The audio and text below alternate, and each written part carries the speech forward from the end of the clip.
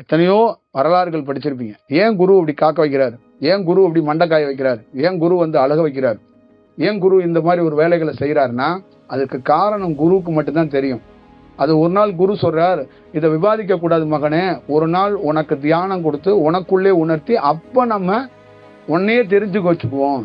அப்ப நீ தெரிஞ்சுக்கிட்டனா அது ஒரு மகிழ்ச்சியான தருணமாகவும் அது உண்மை தத்துவமா இருக்கும். அதுக்கு முன்னாடியே இதை விவாதிச்சோம்னா இது சரியா இருக்காது. இப்போ உன்னுடைய வறுமை, உன்னுடைய நோய், உன்னுடைய துன்பம், உன்னுடைய துயரம், உன்னுடைய வாழ்க்கையை விவாதிக்கப்படக்கூடாது, கடத்தப்படணும். உனக்கும் எனக்கும் இருக்கிற விஷயம் அது மறைப்பொருளாக நான் ஒன்று கொடுப்பேன், அதை நான் உங்ககிட்ட சொல்ல மாட்டேன், அதை நீ பத்திரமாக வச்சுக்கிட்டு என்னை நம்பி காத்திருக்கணும்.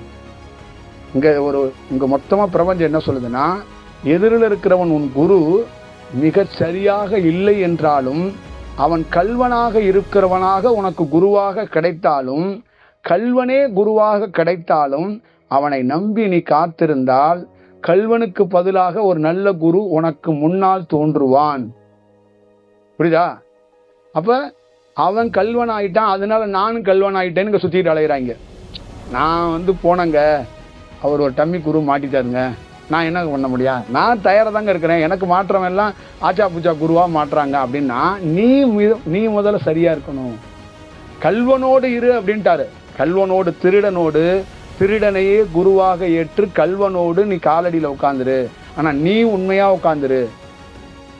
அப்ப அவர் என்ன சொல்றாருன்னா, நீ அங்க உட்காந்துரு, அந்த கல்வனுக்கே தெரியாம உன்னை நான் அதே இடத்துல வளர்ப்பேன், நான் அங்கேயே வருவேன். கல்வன் கூடாரத்தில் ஒரு நல்லவன் வளரப்படுவதை அந்த கல்வன் கண் முன்னால் பார்ப்பான். அப்ப ஒரு குருவோட ரோல் என்ன அப்படிங்கறத தெரிஞ்சுக்கலாங்கிறதான்.